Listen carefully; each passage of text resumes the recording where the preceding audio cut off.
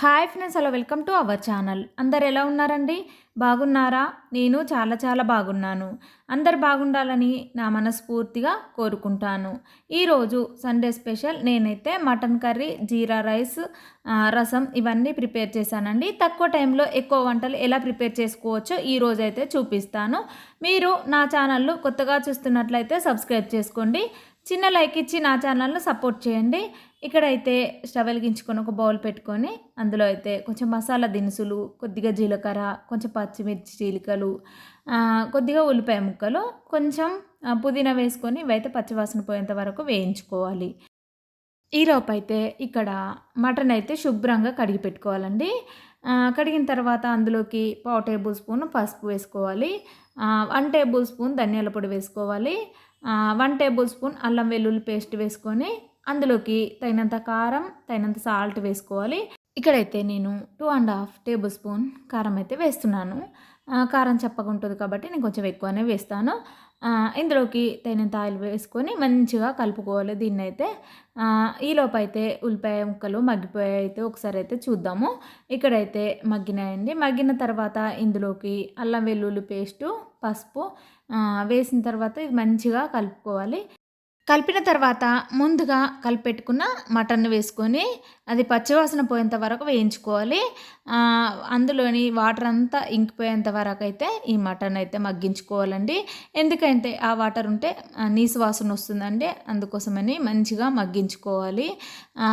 ఈ సండే రోజు అయితే పని అయితే ఎక్కువగా ఉంటుందండి. ఎంత పని చేసినా కూడా కంప్లీట్ కాదు. ఎందుకంటే పిల్లలు ఇంటికాడనే ఉంటారు కాబట్టి పని అయితే కంప్లీట్ కాదండి. ఇలా మనం ఫాస్ట్గా చేసుకున్నాం అనుకోండి, పని అయితే త్వరగా కంప్లీట్ అవుతుందండి. వంటలు అయితే మనం తక్కువ టైంలో ఎక్కువ వంటలు అయితే చేసుకోవచ్చు అండి. నేనైతే ఈరోజు చూపిస్తానండి. ఇక్కడైతే మూత పెట్టి మటన్ అయితే మగ్గించుకుందామండి. ఈ లోపైతే నేను ఇక్కడ జీరా రైస్ అయితే ప్రిపేర్ చేద్దాం అనుకుంటున్నాను. రైస్ కోసం అయితే నేను ముందుగానే నానబెట్టుకొని ఉంచుకున్నానండి. ఇప్పుడైతే స్టవ్ వెలిగించుకొని ఒక బౌల్ పెట్టుకుందాము. పెట్టిన తర్వాత అందులోకి 1 టేబుల్ స్పూన్ నెయ్యి వేసుకోవాలి. 2 టేబుల్ స్పూన్ ఆయిల్ వేసుకొని అది వేడైన తర్వాత అందులోకి 1 టేబుల్ స్పూన్ జీలకర్ర వేస్తున్నానండి. ఎందుకంటే నేను ఈరోజు జీరా రైస్ ప్రిపేర్ చేస్తున్నాను కాబట్టి కొద్దిగా జీలకర్ర ఎక్కువనే వేసుకోవాలి. వేసిన తర్వాత అది చిటపట్లాడిన తర్వాత అందులోకి మసాలా దినుసులు వేసుకోవాలి. వేసిన తర్వాత ముందుగా కట్ చేసుకున్న పచ్చిమిర్చి చీలికలు, ఉల్లిపాయ ముక్కలు, కొంచెం పుదీనా, కొంచెం కరివేపాకు ఇవన్నీ వేసుకొని అందులోకి 1/2 టేబుల్ స్పూన్ అల్లం వెల్లుల్లి పేస్ట్ వేసుకొని పచ్చివాసన పోయేంత వరకు వేయించుకోవాలి. వేగిన తర్వాత అందులోకి తగినంత సాల్ట్ వేసుకోవాలి. అందులోకి ముందుగా నానబెట్టుకున్న రైస్ వేసుకోవాలి. రైస్ అయితే ఒక హాఫ్ అన్ అవర్ ముందు శుభ్రంగా కడిగి ఇలా నానబెట్టుకున్నానండి. ఇవి అయితే వేసుకోవాలి. వేసిన తర్వాత మంచిగా ఒకసారి కలుపుకోవాలి. ఇందులోకి 1/2 టేబుల్ స్పూన్ జీలకర్ర పొడి వేసుకోవాలి. ఎందుకంటే మనం చేసేది జీరా రైస్ కాబట్టి జీలకర్ర ఎక్కువ ఉండాలి. మళ్ళీ ఇక్కడ కూడా పౌడర్ కూడా వేసుకోవాలండి. వేసిన తర్వాత మంచిగా ఒకసారి కలుపుకొని అందులోకి వాటర్ వేసుకోవాలి. 1 గ్లాసు రైస్కు 1.5 గ్లాసు వాటర్ అయితే వేసుకుంటున్నాను. కరెక్ట్గా సరిపోతుందండి. ఇక్కడైతే వాటర్ వేసి ఒకసారి కలుపుకొని మూత పెట్టి ఉడికించుకుందాం. ఈ లోపైతే మటన్ కర్రీ మగ్గిందో ఒకసారి అయితే చూద్దాము. ఇందులోనైతే కొద్దిగా వాటర్ ఉన్నాయి కదా, ఆ వాటర్ అంతా ఎగిపోయేంత వరకు అయితే కర్రీని అయితే మగ్గించుకోవాలి. ఇప్పుడైతే ఒకసారి కలుపుకొని మరి కొంచెం సేపు మూత పెట్టి మగ్గించుకుందాం. ఇక్కడైతే నేను ఇప్పుడు దోశపిండి ప్రిపేర్ చేసుకుందాం అనుకుంటున్నాను. నేనైతే రాత్రే రైస్, మినపప్పు నానబెట్టుకొని ఉంచుకున్నాను. ఇప్పుడైతే మిక్సీ పట్టుకొని దీన్నైతే ఫ్రిడ్జ్లో స్టోర్ చేసుకుంటానండి. నేనైతే దోశపిండికి 2 గ్లాసుల రైస్ వేస్తానండి. రేషన్ది 1 గ్లాసు మినపప్పు వేసి వాటిని అయితే మంచిగా శుభ్రంగా 2 సార్లు లేదా 3 సార్లు కడగాలండి. కడిగిన తర్వాత అందులోకి మంచి వాటర్ వేసుకొని ఇలా నానబెట్టుకోవాలి. నానిన తర్వాత మనమైతే ఇక్కడైతే బొరుగులు అయితే నానబెట్టుకుందామండి. దోశలు అయితే మంచిగా కలర్ఫుల్గా వస్తాయండి బొరుగులు వేయడం ద్వారా. మీరు కూడా ఎప్పుడైనా వేసి చూడండి. ఇలా మంచిగా వాటిని కొద్దిసేపు నానబెట్టుకోవాలి. ఈలోపు అయితే ఇక్కడ నేనైతే రసం అయితే ప్రిపేర్ చేసుకుంటున్నాను. ఈలోపు బొరుగులు అయితే నానిపోతాయండి. ఇక్కడైతే టమాటా రసం అయితే ప్రిపేర్ చేస్తున్నాను. ముందుగానే ఒక పెద్ద సైజు టమాటాలు 4 తీసుకున్నాను. వాటినైతే శుభ్రంగా కడిగి ఇలా ముక్కలుగా కట్ చేసుకొని ఒక బౌల్‌లోకి తీసుకున్నాను. కొంచెం చింతపండు వేసుకొని అందులోకి వాటర్ వేసుకొని మంచిగా ఉడికించుకున్నాను. ఉడికిన తర్వాత దీనిలో నుంచి అయితే రసం తీసుకోవాలండి. తీసుకొని ఒక బౌల్‌లోకి వేసుకోవాలి. అదే పచ్చి టమాటాలతో కూడా చేసుకోవచ్చండి. నేనైతే అప్పుడప్పుడు ఇలా చేస్తాను. ఒక్కోసారి అలా కూడా చేస్తానండి పచ్చి టమాటాలతోని. ఈరోజైతే ఇలా ప్రిపేర్ చేస్తున్నానండి. ఇలా రసం తీసి పక్కన పెట్టుకోవాలి. పెట్టిన తర్వాత ఇప్పుడైతే నేను మిక్సీ బౌల్లోకి మినపప్పు, బియ్యము, కొద్దిగా బొరుగులు తీసుకుంటున్నాను. తీసుకొని ఇందులోకి మనం నానబెట్టుకున్నప్పుడు వాటర్ వేసాం కదండి, అదే వాటర్ వేసుకొని ఇలా మంచిగా మిక్సీ పట్టుకోవాలండి. కొద్దిగా మెత్తగా మిక్సీ పట్టుకోవాలి. ఇవైతే మనం వెట్ గ్రైండర్లో వేసినట్టుగానే ఉంటాయండి. దోశలు అయితే కలర్ఫుల్గా ఉంటాయి. మీరు కూడా ఎప్పుడైనా ట్రై చేసి చూడండి. ఈలోపైతే ఇక్కడ మటన్ కర్రీ మగ్గిపోయిందో ఒకసారి అయితే చూద్దామండి. ఇక్కడైతే కర్రీ అయితే మగ్గిపోయింది. మగ్గిన తర్వాత అందులోకి తగినంత సాల్ట్ వేసుకోవాలి. ఇక్కడ నేనైతే రైస్లో వేసాను కాబట్టి కర్రీలో చూసుకొని వేసుకోవాలండి. వేసిన తర్వాత ఒక 3 టేబుల్ స్పూన్స్ ఎండు కొబ్బరి పౌడర్ అయితే వేసుకోవాలి. కర్రీకి మంచి టేస్ట్ వస్తుందండి. ఎండు కొబ్బరి వేయడం ద్వారా మంచి చిక్కగా కూడా వస్తుంది కర్రీ. మీరు కూడా ఎప్పుడైనా ఒకసారి ట్రై చేయండి. ఇక్కడైతే వేసిన తర్వాత సాల్ట్, ఎండు కొబ్బరి మంచిగా కర్రీకి పట్టేట్టుగా మంచిగా మగ్గించుకోవాలి. కొంచెం ఆయిల్ పైకి తేరేంత వరకు మగ్గించుకుంటే సరిపోతుంది. ఇక్కడైతే జీరా రైస్ అయితే రెడీ అయింది. రెడీ అయిన తర్వాత ఇందులో కొద్దిగా కొత్తిమీర వేసుకుంటే సరిపోతుందండి. రైస్ రెడీ అయిందో లేదో చూడడానికైతే ఇక్కడ స్పూన్ ఒక్కసారి ఇలా గుచ్చి చూసినట్టయితే దానికైతే వాటర్ అంటుకోకపోతే రైస్ అయితే మగ్గిపోయినట్టండి. ఇక్కడైతే రైస్ అయితే మగ్గింది. ఇప్పుడైతే మూత పెట్టుకుందాము. ఈలోపైతే మనం ఇక్కడ రసం అయితే ప్రిపేర్ చేసుకుందాం. ఇందులోకి 1/4 టేబుల్ స్పూన్ జీలకర్ర పొడి, తగినంత కారం, తగినంత సాల్ట్, నేనైతే ఇక్కడ వెల్లుల్లి, కొంచెం జీలకర్ర, కొంచెం మిరియాలు అయితే కొంచెం దంచుకున్నాను. దంచిన తర్వాత ఆ పేస్ట్ అయితే వేసుకుంటున్నానండి.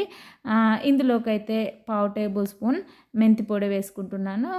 పులుపుగా ఉంటుంది కాబట్టి మెంతి పొడి వేస్తే చాలా టేస్టీగా ఉంటుందండి. ఇందులోకి అయితే కొంచెం జీలకర్ర, కొంచెం వెల్లిపాయలు, కొంచెం మిరియాలు వేసుకోవాలి. వేసుకొని కొంచెం కచ్చాపెచ్చగా దంచుకొని ఇందులోనైతే పేస్ట్ వేసుకోవాలండి. చాలా టేస్టీగా ఉంటుంది రసం అయితే. మీరు కూడా ఎప్పుడైనా ట్రై చేయండి. నేనైతే నాన్ వెజ్ చేశాను కాబట్టి ఇందులోకి రసం అయితే చేస్తున్నానండి. కొద్దిగా అల్లం వెల్లుల్లి పేస్ట్ వేసుకొని దీన్ని అయితే మంచిగా మరిగించుకోవాలండి స్టవ్ పై పెట్టుకొని. ఇది మరిగేలోపు అయితే ఇక్కడైతే మటన్ కర్రీ అయితే మగ్గిపోయిందో ఒకసారి అయితే చూద్దాము.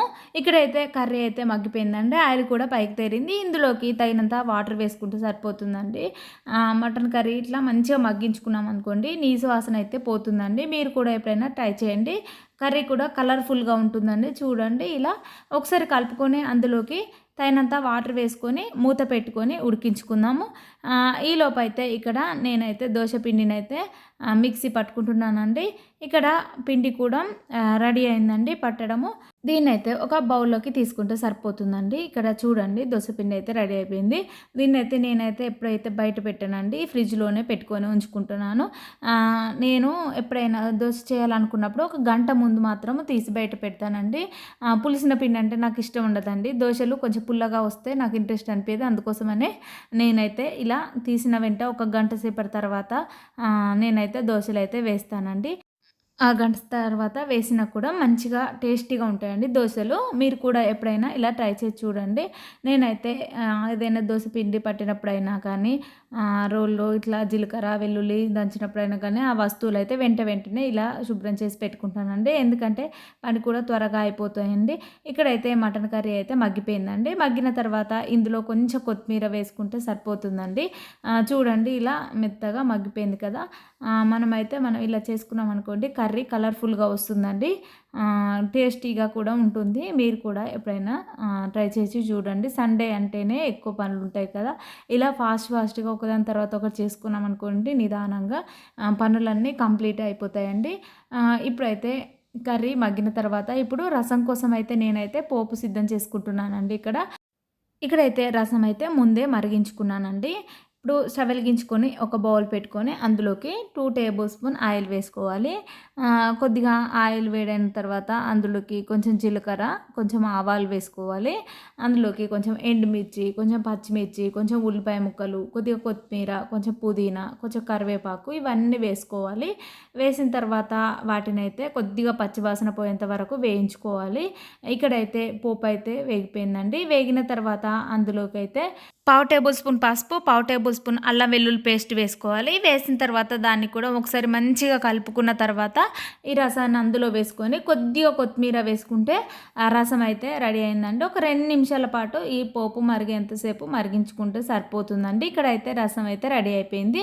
రెడీ అయిన తర్వాత ఈ రోజైతే నేను మడత రొట్టెలు అయితే ప్రిపేర్ చేద్దాం అనుకుంటున్నాను. ఎందుకంటే నాన్ వెజ్ చేస్తాను కాబట్టి అలా చపాతీ చేస్తామనుకోండి చాలా టేస్టీగా ఉంటుందండి మటన్లోకి. నేనైతే ఈరోజైతే ఇలా ప్రిపేర్ చేస్తున్నానండి. ముందుగానే పిండిని అయితే తడిపి పెట్టుకొని రెడీగా ఉంచుకున్నానండి. ఇక్కడైతే రసం అయితే రెడీ అయింది. స్టవ్ ఆఫ్ చేసుకుంటే సరిపోతుందండి. ఇక్కడైతే స్టవ్ పై ఒక చపాతీ ప్యాన్ పెట్టుకొని రెడీగా ఉంచుకున్నాను. అది వేడయ్యేలోపు అయితే ఇక్కడ చపాతీలు అయితే ఒత్తుకుందాం. ఈరోజైతే మడత రొట్టెలు అయితే ప్రిపేర్ చేస్తున్నాను. ఇలా మనం చపాతీ పీట తీసుకొని దానిపై కొంచెం పొడి పిండి వేసుకోవాలి. వేసిన తర్వాత ఇలా చపాతీని నొక్కుకున్న తర్వాత దాన్ని అయితే కొద్దిగా ఆయిల్ అప్లై చేసుకోవాలి. కొంచెం పిండి వేసుకున్న తర్వాత దాన్ని అయితే ఇలా ఫోల్డింగ్ చేసుకోవాలండి. చేసిన తర్వాత మళ్ళీ చపాతీలాగా నొక్కుంటే సరిపోతుందండి. ఇలా మడత రొట్టెలు అయితే రెడీ అయిపోయాయి. రెడీ అయిన తర్వాత ఇప్పుడు మనమైతే స్టవ్ మీద ఫ్యాన్ వేడైందో ఒకసారి అయితే చూసి దాని మీద కొద్దిగా ఆయిల్ వేసుకోవాలి. వేసిన తర్వాత ఈ చపాతీని దానిపై వేసుకొని మంచిగా కొంచెం కలర్ చేంజ్ అయ్యేంత వరకు కాల్చుకుంటే సరిపోతుందండి. ఇక్కడైతే మడత రొట్టెలు అయితే రెడీ అయినట్టే. ఇలా మా అమ్మ అయితే మాకు చిన్నగా ఉన్నప్పుడు ఇలాగే ప్రిపేర్ చేసి ఇచ్చేదండి. మా పిల్లలకు కూడా చాలా ఇంట్రెస్ట్ అండి. ఇలా ఆయిల్ వేసిన చపాతీ అంటే నాకు కూడా చాలా ఇష్టం అండి. కానీ ఆయిల్ వేయడం తగ్గించాను కాబట్టి ఈరోజు అయితే కొంచెం ఆయిల్ వేసి ఇలా చపాతీలను అయితే ప్రిపేర్ చేస్తున్నానండి. మటన్ కర్రీలోకి అయితే ఈ చపాతీలు చాలా టేస్టీగా ఉంటాయండి. మీరు కూడా ఎప్పుడైనా ట్రై చేసి చూడండి. ఇలా మరికొన్ని చపాతీలను అయితే ప్రిపేర్ చేసుకుందాము. ఇక్కడ చపాతీలు చేయడము కంప్లీట్ అయిందండి. కంప్లీట్ అయిన తర్వాత ఈరోజు నేనైతే ఇలా ఈ వంటలన్నీ ప్రిపేర్ చేశానండి. తక్కువ టైంలో ఎక్కువ వంటలు చేసుకోవడం అంటే ఇలా చేసుకుంటే సరిపోతుందండి. ఇంతటితో ఈ వీడియో కంప్లీట్ అయింది. మీకు నా వీడియో నచ్చిందనే అనుకుంటున్నాను. మీకు నా ఛానల్ నచ్చినట్లయితే లైక్ చేయండి, కామెంట్ చేయండి, సబ్స్క్రైబ్ చేయండి.